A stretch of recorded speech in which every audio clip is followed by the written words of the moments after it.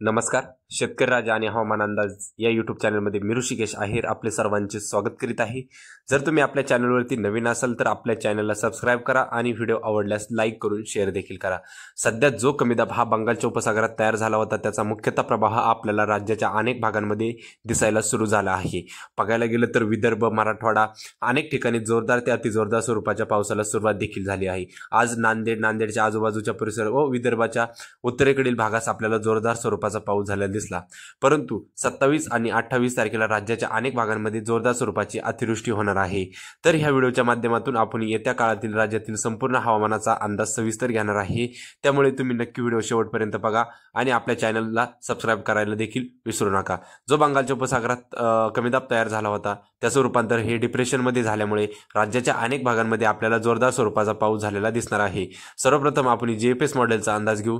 GFS मॉडेलनुसार आपण पाहू शकता आपल्याला राज्यात अनेक ठिकाणी 27 तारखेला जोरदार ते अतिजोरदार स्वरूपाचा पाऊस दिसत आहे. बघायला गेलं तर मराठवाड्याच्या काही भागांमध्ये भाग बदलत अनेक ठिकाणी दुपारनंतर मेघगर्जना आणि विजांच्या कडकडासहित जोरदार स्वरूपाचा पाऊस होईल. परंतु ह्या वातावरणात 28 तारखेला अधिक वाढ होऊन 28 तारखेला आपण पाहू शकता मध्य महाराष्ट्र, पश्चिम महाराष्ट्र, मराठवाडा, विदर्भाचा संपूर्ण भाग अनेक भागांमध्ये भाग बदलत जोरदार स्वरूपाचा पाऊस होण्याची शक्यता आहे. अनेक ठिकाणी अतिवृष्टी, नदी नाल्यांना पूर येणे अशी परिस्थिती निर्माण होण्याची शक्यता आहे. ह्या वातावरणात आपल्याला वाढ ही 29 तारखेला दिसत आहे. 29 तारखेला अरबी समुद्राजवळ आपल्याला एक कमी दाबाचं क्षेत्र निर्माण होत झाल्यामुळे अनेक भागांमध्ये आपल्याला राज्याच्या अतिवृष्टीसारखे मोठाले पाऊस होणे व पूर परिस्थिती निर्माण होणे असं काही बघायला भेटू शकतं. म्हणून राज्यात पावसाचा जोर हा आपल्याला 30 तारखेला देखील कायम हा जीएफएस मॉडेल दाखल आहे. परंतु जीएफएस मॉडेलचा अंदाज आपण इतका गृहीत धरत नाही. आपण सर्वप्रथम ECMW मॉडेलचा अंदाज गृहीत धरतो. आता आपण ECMW मॉडेलचा देखील अंदाज बघूया.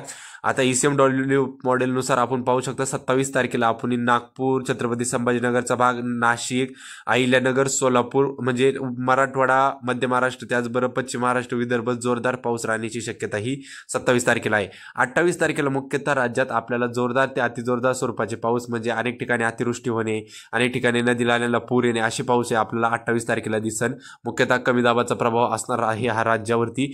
आता 29 तारखेला देखील ह्या कमी दाबाचा प्रभाव हा आपल्याला उत्तर महाराष्ट्र, मध्य महाराष्ट्र, छत्रपती संभाजीनगरचा काही भाग व पश्चिम महाराष्ट्राच्या काही भागांमध्ये झालेला दिसेल. परंतु आपण पाहू शकता आपल्याला 1 तारखेला वातावरणात खूप मोठा बदल होताना दिसत आहे. 1 तारखेला आपल्याला विखुरलेलं स्वरूपाचं स्थानिक स्वरूपाचं वातावरण हे राज्यात असणार आहे. या वातावरणाचा देखील आपल्या राज्याला फटका बसणार आहे. म्हणजे राज्यात स्थानिक स्वरूपाचे पाऊस हे 1 तारखेला देखील आपल्याला होताना दिसतील. आता म्हणजे राज्यात आपल्याला 1 तारखेपर्यंत जोरदार स्वरूपाचा पाऊस आहे. परंतु 2 तारखेला राज्यातील बऱ्याचशा भागांमधला पाऊस हा आपल्याला कमी होताना दिसेल. फक्त राज्यात आपल्याला स्थानिक स्वरूपाच्या वातावरणाने पाऊस पडण्याची शक्यता आहे. याच्या व्यतिरिक्त मोठे पाऊस आपल्याला 2 तारखेला दिसत नाही. परंतु पुन्हा एक कमी दाब हा बंगालच्या उपसागरात तयार होत असल्यामुळे त्याचा प्रभाव हा आपल्याला 3 तारखेला पुन्हा राज्यात दिसायला सुरू होईल. म्हणजे 3 तारखेपर्यंत आपल्याला राज्यात अनेक ठिकाणी भाग बदलत जोरदार ते अतिजोरदार स्वरूपाचा पाऊस होण्याची खूप दाट शक्यता ह्या मॉडेलांनी ह्या अंदाजानुसार वर्तवलेली आहे. तर 4 तारखेला आपण पाहू शकता विदर्भ, मराठवाडा, मध्य महाराष्ट्र विखुरलेलं स्वरूपाचं स्थानिक स्वरूपाचं वातावरण राज्यात आपल्याला कायम दिसत आहे. पावसाचं अनेक ठिकाणी जोरदार पाऊस होण्याची शक्यता याच्यात वर्तवलेली गेली आहे. आणि ECMW मॉडेलचा आपण अंदाज नक्कीच गृहीत धरतो. आता आपण पाहू शकता 4 आणि 5 तारखेला राज्यातील बऱ्याचशा भागांमधला पाऊस हा आपल्याला कमी होताना दिसत आहे. आणि सर्वाधिक आनंदाची गोष्ट म्हणलं तर आपल्याला बंगालच्या उपसागरात कोणत्याही प्रकारची नवीन सिस्टम ही तयार झालेली दिसत नाहीये. आता 5 आणि 6 तारखेला राज्यात थोडंसं पावसाचं वातावरण आहे. याच्या व्यतिरिक्त आपल्याला मोठे राज्यात पाऊस पडताना दिसणार नाही. विदर्भात थोडे मोठाले पाऊस होतील. याच्या व्यतिरिक्त राज्यात आपल्याला कोणत्याही मोठ्या स्वरूपाचा पाऊस हा 6 आणि 7 तारखेनंतर दिसणार नाही. आपण पाहू शकता 8 तारखेला राज्यातील बऱ्याच भागांमधला पाऊस हा कमी व्हायला सुरुवात होईल व राज्यात कोरडे हवामान दिसायला आपल्याला सुरुवात होईल. आता परंतु आपण ह्या दुसऱ्या मॉडेलचा अंदाज हा आता जिल्हा व गावावाईज घेणार आहे. म्हणजे कोणत्या जिल्ह्याला पावसाचा जोर हा अधिक असणार आहे. तर सर्वप्रथम आपण विदर्भाचं बघायला गेलं तर आपण पाहू शकता 27 तारखेला कमी दाबाचा प्रभाव हा विदर्भ खास करून नांदेड, सोलापूर म्हणजे पश्चिम महाराष्ट्र, त्याचबरोबर अहिल्यानगरचा काही भाग, ह्या भागांमध्ये हलक्या ते मध्यम स्वरूपाचा. त्याचबरोबर विदर्भात खास करून 27 तारखेला जोरदार स्वरूपाचा पाऊस असणार आहे. ताडोबा, त्याचबरोबर यवतमाळ, वर्धा, नागपूर, उमेद, चंद्रपूर, गडचिरोली ह्या भागांमध्ये काही ठिकाणी अति जोरदार ते जोरदार स्वरूपाचा पाऊस होण्याची शक्यता आहे.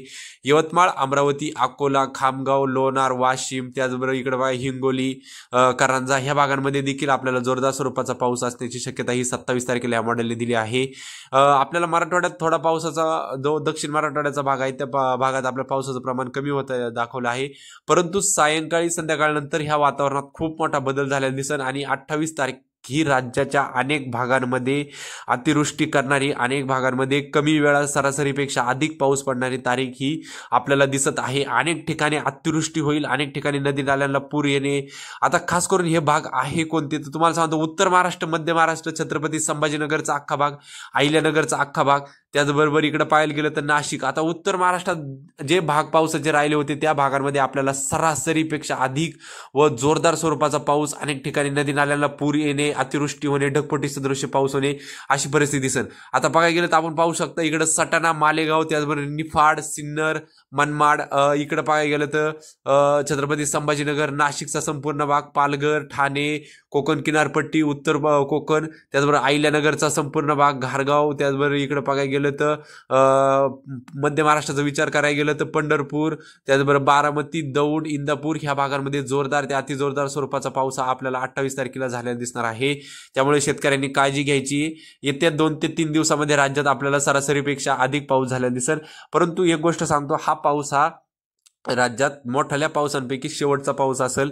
त्याच्यानंतर आपल्याला 30 तारखेनंतर राज्यात कोणत्याही स्वरूपाचे मोठाले पाऊस झालेले दिसणार नाही. म्हणजे पाऊस होतील पण परंतु ते त्यांच्या मर्यादेपुरते लिमिटेड असतील, मोठाले पाऊस होणार नाही. स्थानिक वातावरण होऊन एखादीच ठिकाणी जोरदार स्वरूपाचा पाऊस होईल. याच्या व्यतिरिक्त आपल्याला राज्यात पावसाचं वातावरण हे दिसणार नाही. आता एक गोष्ट जाणून घ्या, 1 तारखेला देखील आपल्याला राज्यात पावसाचं फारसं वातावरण दिसत नाही. केवळ मध्य महाराष्ट्रात आपल्याला 1-2 ठिकाणी हलक्या ते मध्यम स्वरूपाचं पावसाचं वातावरण दिसत. याच्या व्यतिरिक्त मोठाले पाऊस हे आपल्याला दिसत नाही. 2 तारखेला देखील राज्यात आपल्याला कोरडं हवामान असणार आहे. कोकण किनारपट्टीला ढगाळ परिस्थिती राहून त्याचबरोबर मध्य महाराष्ट्रात 1-2 ठिकाणी हलका ते मध्यम स्वरूपाचा पाऊस होईल. याच्या व्यतिरिक्त मोठा पाऊस हा आपल्याला 2 तारखेला देखील नाहीये. 3 तारखेला परंतु एक कमी दाब तयार होते. आता तो कमी दाब हा आपल्याला उत्तर भारतात प्रभाव टाकताना दिसतोय. परंतु त्याचा थोडासा काही प्रभाव हा आपल्याला मध्य महाराष्ट्र, मराठवाड्याच्या काही भागामध्ये, विदर्भाच्या देखील काही भागामध्ये असण्याची दक्षता आहे. याच्यानंतर राज्यात कोणत्याही स्वरूपाचे मोठाले पाऊस हे आपल्याला 4 तारखेनंतर खास करून प्रभाव टाकताना दिसणार नाही. ही शेतकऱ्यांसाठी आनंदाची बातमी आहे. आता मी एक गोष्ट सांगतो, जो दुसरा आठवडा असणार आहे हे शेतकऱ्यांनी लक्षात घ्या. दुसऱ्या आठवड्यात आपण आपल्या शेती कामाचं नियोजन लावायचे. तुम्हाला सांगतो 5 तारखेपर्यंत भाग बदलत राज्यात पाऊस पडतच असणार आहे.